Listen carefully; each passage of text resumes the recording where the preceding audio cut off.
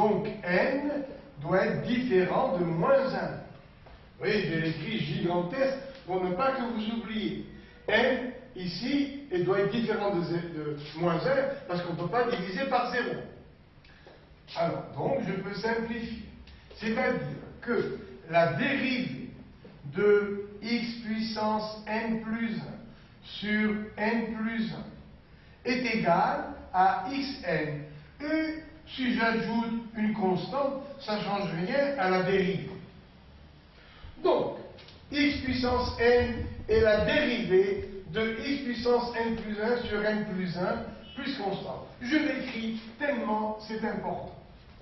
Donc, xn, la valeur numérique xn, est la dérivée de x puissance n plus 1 sur n plus 1 plus constante. Bien sûr, avec n différent de moins 1. Très grave. Alors, inversement, x puissance n plus 1 sur n plus 1 plus constante est la primitive de xn. Primitive de xn. Voilà. Alors, tableau, pour nous entraîner un peu, fonction primitive. Donc, pour n différent de moins 1, vous voyez combien de fois je répète. Certains vont dire que je radote, mais c'est très important. Pour n différent de moins 1, xn a pour primitive xn plus 1 sur n plus 1 plus constant. Voilà.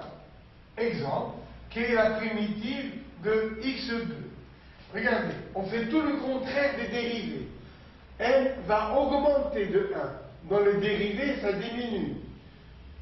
Et dans la dérivée, on multiplie. Là, on va diviser. Tout le contraire, puisque ce sont des relations inverses. Alors, x2 a pour primitive x3 sur 3 plus constant. J'ai ajouté 1 et j'ai divisé par n plus 1. Je recommence. Quelle est la primitive de x2?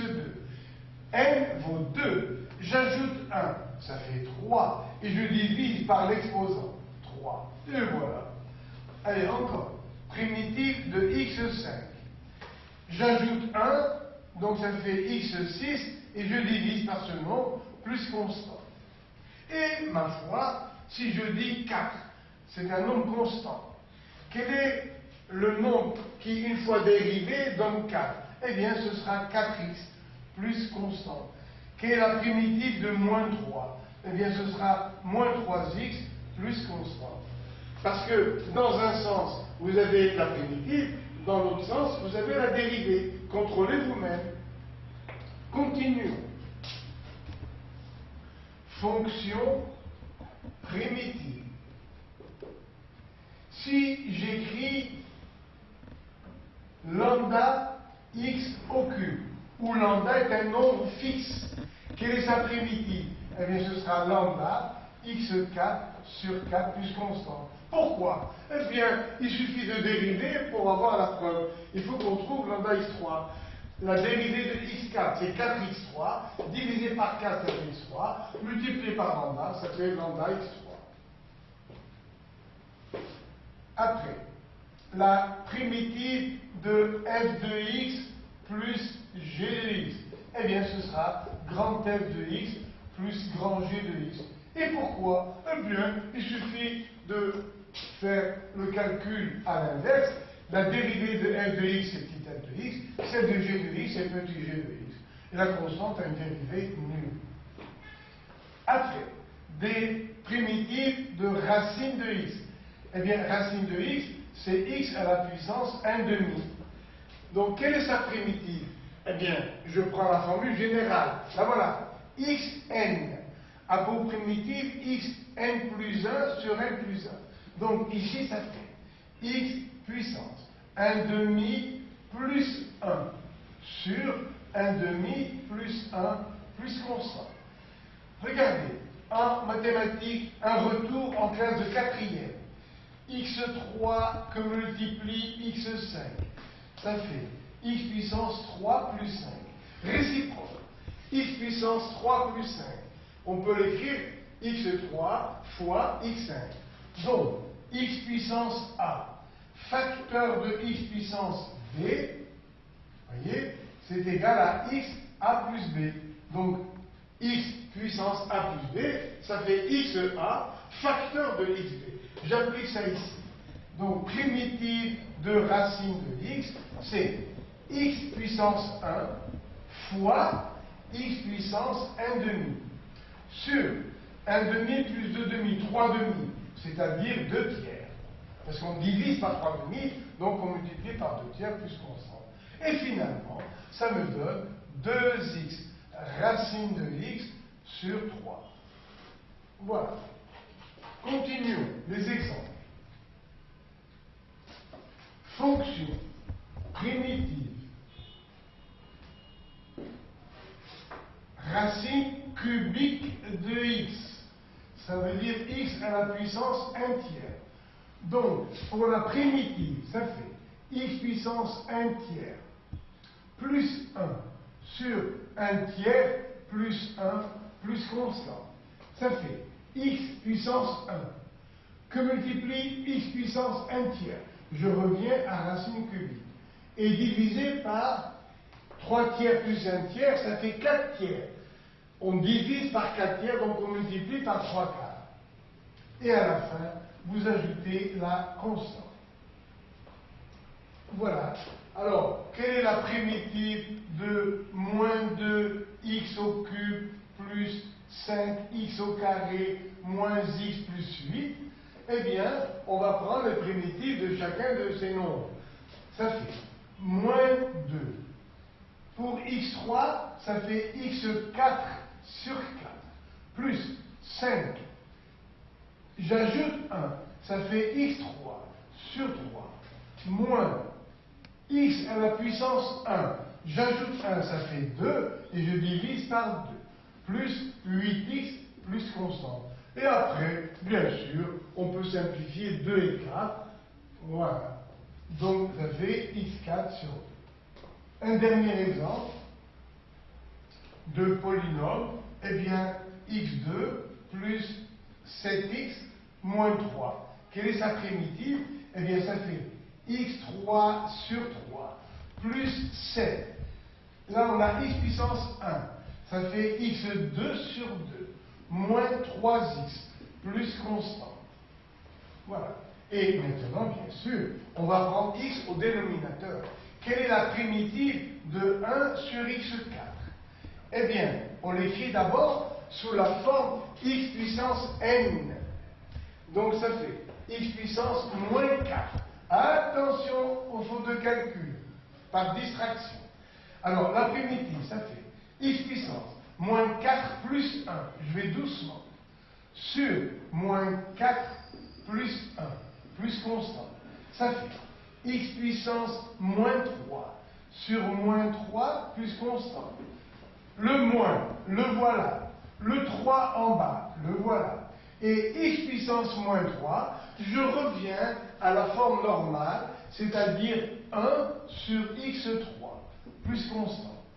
Si vous avez bonne mémoire, vous avez le droit de passer directement de la question au résultat. Comment?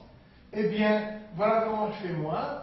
Si vous avez 1 sur x4, ça donne moins, vous mettez moins, et à la fin, le 4 va devenir 3x3. Exemple, 1 sur x8. Directement, ça fait moins, ça fait gagner beaucoup de temps. Moins 1. Et le 8 va me donner 7x7 plus constant. Encore. 1 sur x5. Quelle est sa primitive? Ça fait moins 1 sur 4,4. Vous voyez, ça, il va donner 4,4. Ça fait 4x4 plus constant. Et maintenant, je fais un petit peu le naïf. Quelle est la primitive de 1 sur x? C'est-à-dire x à la puissance moins 1. Essayons d'appliquer la formule qui est là. Xn a pour primitive xn plus 1 sur n plus 1 plus constant. Alors, ça donnerait ici, si on pouvait appliquer la formule, moins 1 plus 1 divisé par moins 1 plus 1 plus constant. Au secours, x puissance 0, ça fait 1, et en bas, ça fait 0. Donc ce calcul est impossible. Pourquoi est-il impossible? Parce que justement ici, n est égal à moins 1. Or, j'ai crié, j'ai dit n dans ce paragraphe est différent de moins 1. Maintenant,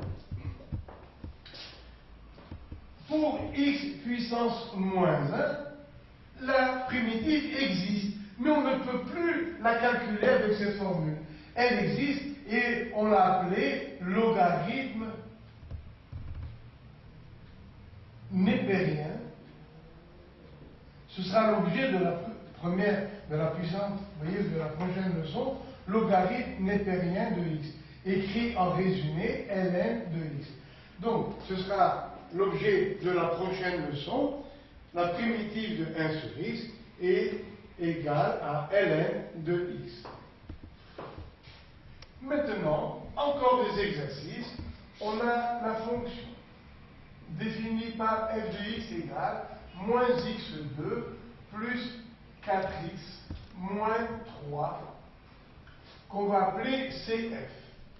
Question, quelle est la mesure de la surface en dessous de CF?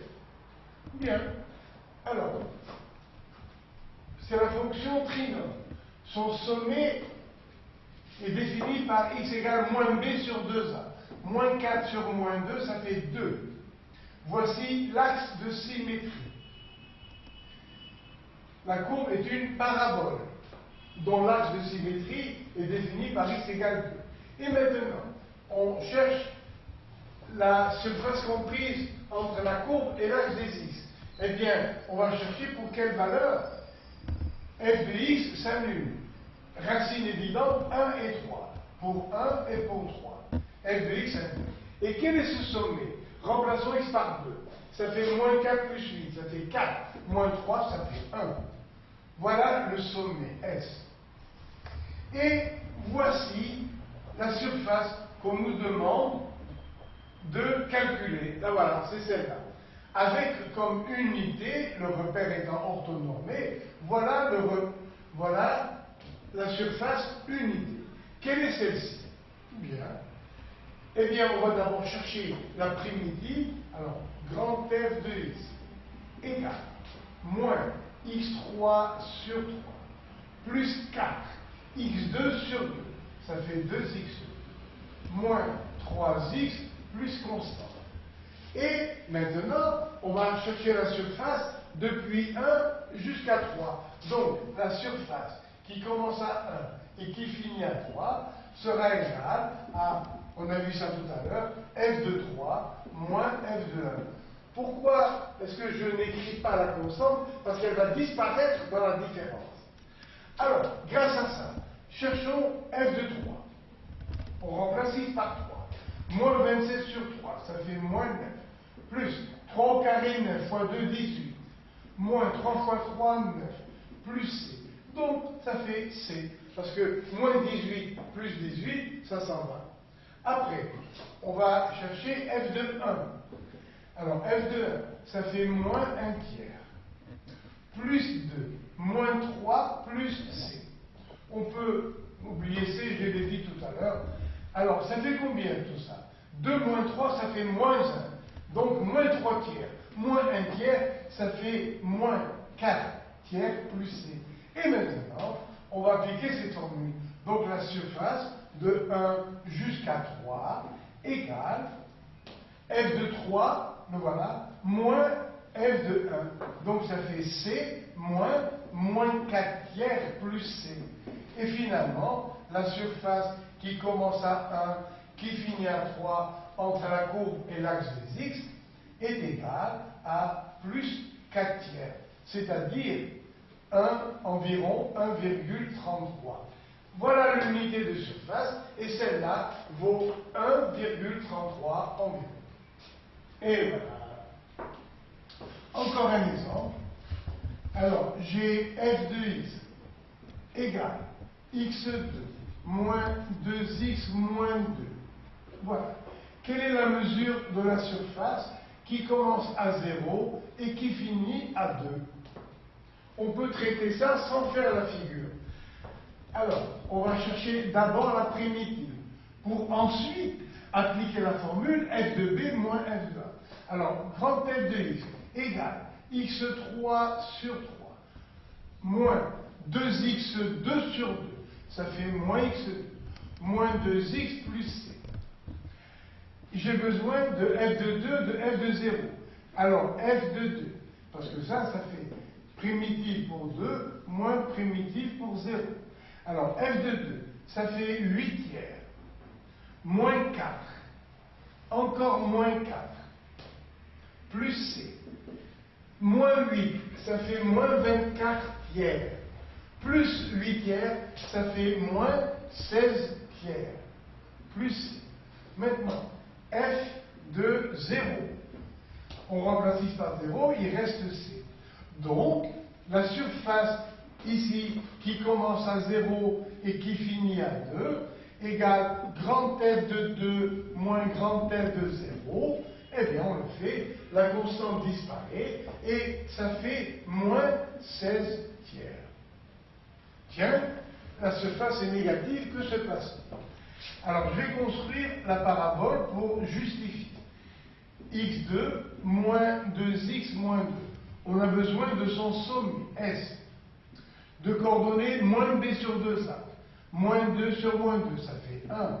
Et d'ordonnées 1 moins 2, ça fait moins 1. Encore moins 2, ça fait moins 3. Donc, cette parabole présente, puisque A est positif, un minimum, et le sommet a pour abscisse 1, le voilà, 1, et pour ordonnée moins 3, moins 1, moins 2, moins 3. Si x vaut 0, f de 0 vaut moins 2. Voilà, moins 2. Je prends le point symétrique et j'obtiens comme ça ma parabole. La voilà. Et vous voyez que la surface S est ici maintenant. Elle est en bas. Et on a dit que la mesure de la surface depuis 0 jusqu'à 2, la voilà.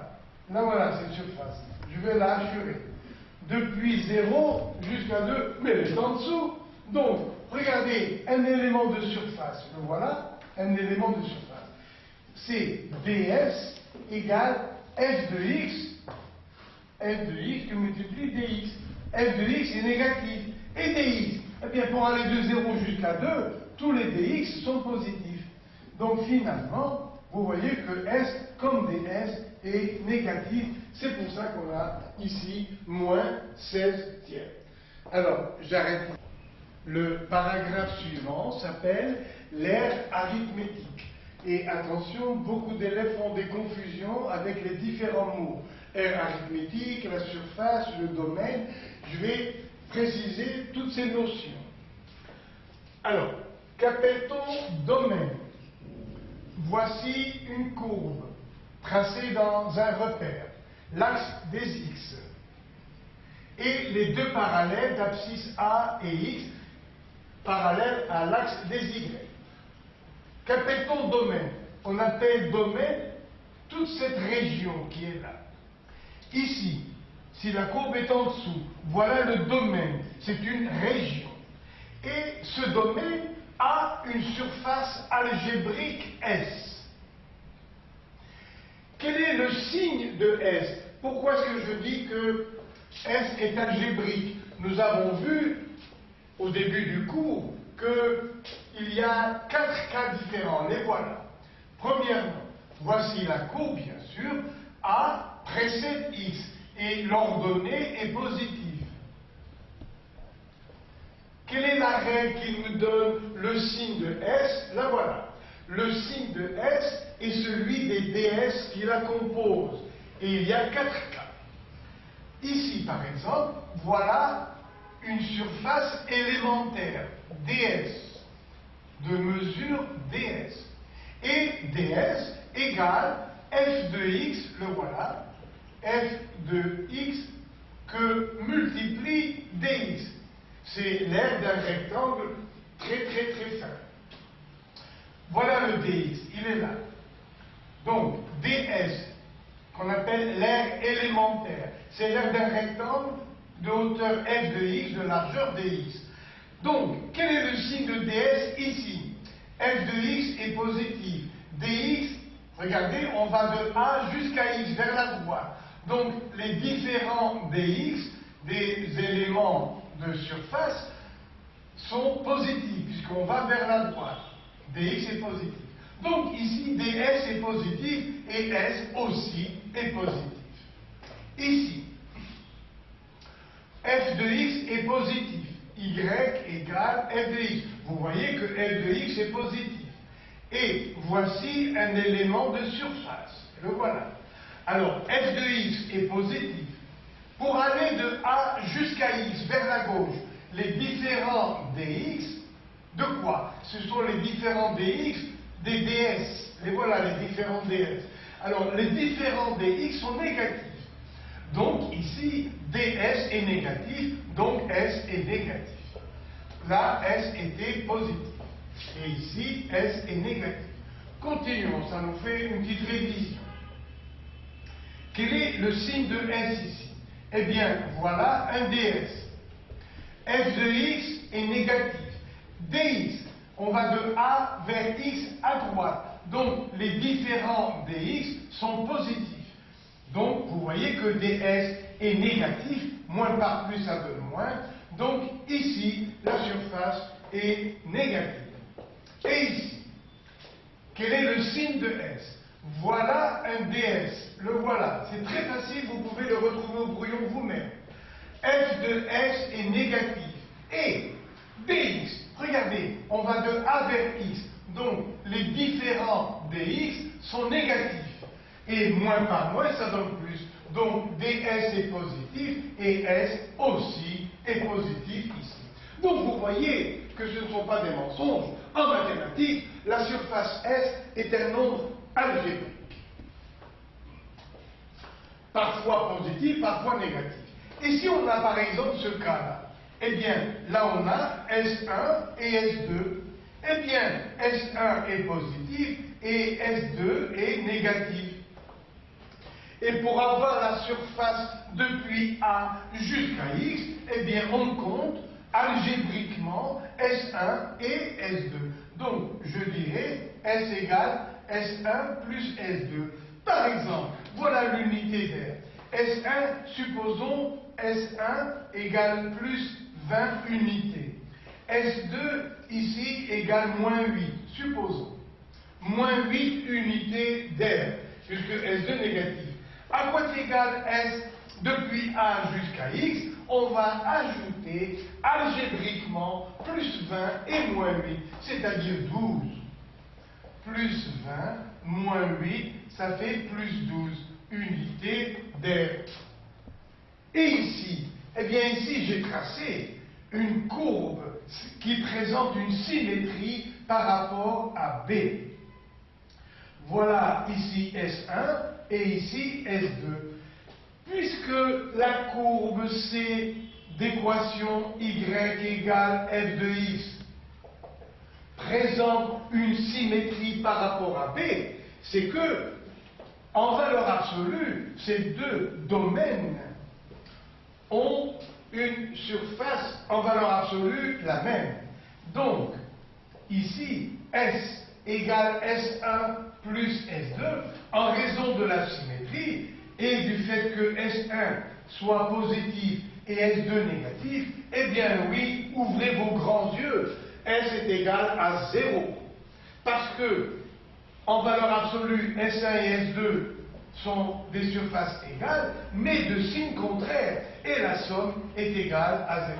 On rencontre très souvent ce cas en électricité dans le courant alternatif. Et voilà. Alors, qu'appelle-t-on domaine? On appelle domaine la région qui est comprise entre la courbe, l'axe des x et les deux parallèles d'abscisse A et X, parallèles à OY. Voilà un domaine, voilà un domaine. Voilà ici le domaine, ça et ça, le domaine. Maintenant, ce domaine D a une surface S qui est algébrique. Et voici les 4 cas. Ici, on a vu S positif, ici S est négatif, ici S est négatif, et ici S est mesuré positivement. Positif.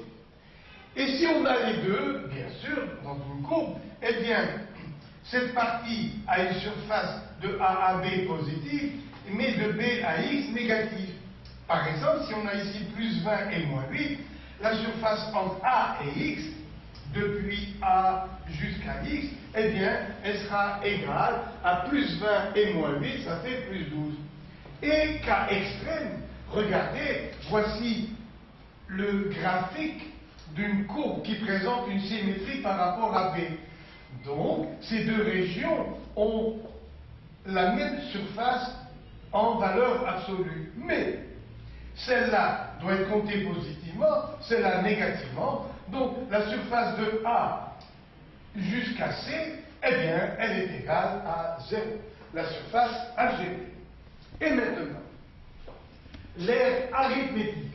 L'aire arithmétique, c'est l'aire sans compter le signe. C'est la valeur absolue de S.